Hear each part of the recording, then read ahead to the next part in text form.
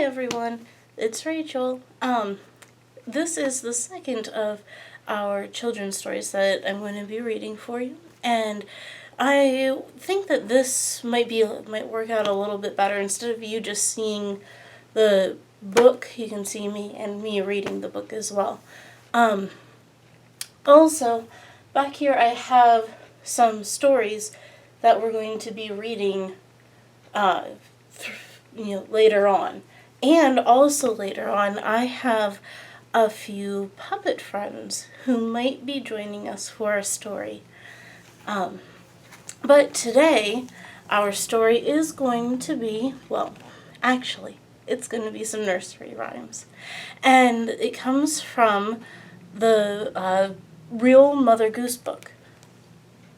And, something I didn't mention before in the last video, books are like people, because they have something called, if you turn the book on its side like this is called the spine.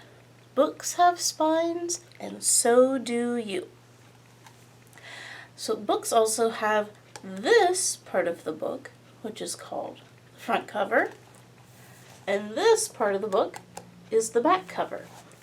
The front cover will tell you the name of the book, and unlike this one, most stories, like say Corduroy here, it will say somewhere on the front cover who it's by. That's the author, and sometimes it'll even have, the author is who wrote the book, and sometimes it'll even say the illustrator, the person who drew the pictures for the book.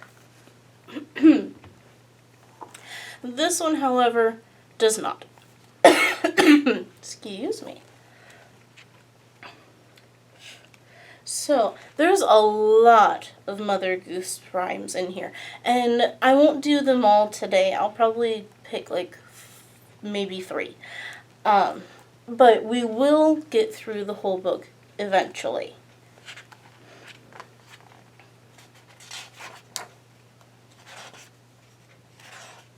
So, after we get through the table of contents, and at this age you don't need to know what the table of contents is, but it has a list of all of the poems that are in here.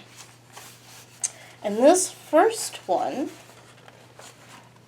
from the Real Mother Goose, I don't know if you can see the picture very well or not, is called, and the picture doesn't necessarily go with the first poem. But the first poem is called Little Bo Peep. Little Bo Peep has lost her sheep and can't tell where to find them.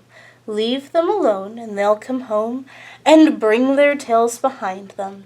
Little Bo Peep fell fast asleep and dreamt she heard them bleating. But when she awoke she found it a joke, for still they were all fleeting.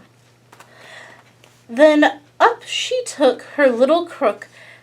Oh, and what's a crook? A crook is a shepherd's staff. It kind of looks like a candy cane, just a little bit. She took her little crook, determined to find them. She found them indeed, but it made her heart bleed, for they'd left all their tails behind them. Oh, goodness gracious! It happened one day as Bo Peep did stray unto a meadow hard by. There she spied their tails side by side, all hung up on a tree to dry. She heaved a sigh and wiped her eye, and over the hillocks she raced. And tried what she could, as shepherdess should, that each tail should be properly placed. The next poem is called Little Boy Blue. Little Boy Blue, come blow your horn. The sheep's in the meadow, the cow's in the corn.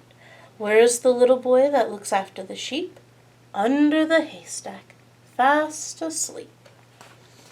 And this picture goes with this poem called Rain. Rain, rain, go away, come again another day. Little Johnny wants to play.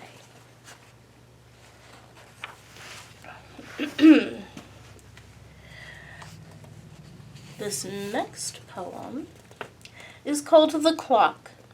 There's a neat little clock, in the schoolroom it stands, and it points to the time with its two little hands. And may we, like the clock, keep a face clean and bright, with hands ever ready to do what is right. And there's a picture there down here at the bottom. The next one is called Winter. Cold and raw the north wind doth blow, bleak in the morning early.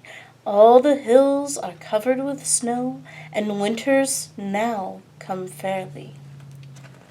This next poem is called Fingers and Toes. Every lady in the land has 20 nails upon each hand, 25 on hands and feet. All this is true without deceit. 25, I don't know if that is entirely true, because if you do five fingernails on one hand, 5 fingernails on another hand, and 5 toenails on each feet, that equals up to 20. But if you add 5 more, that's 25. So this poem is not telling the truth. The next one is called A Seasonable Song. Piping hot, smoking hot, whatever I've got, you have not. Hot gray peas, hot, hot, hot. Hot gray peas, hot. All right, I think that will do it for our poems today. And we'll pick up in the next episode. So next time we will be reading Share and Take Turns by Sherry J. Miners, and she has an M-E-D. So look forward to that. Parents especially look forward to hearing this and watching the story called Share and Take Turns. If you like these rhymes, please give this video a like and subscribe. And if you have any stories that you would like to see me read, please post them down in the comments. And if you would like to see any more videos that I've done, please check the description box. And I will read something for you next time. Bye!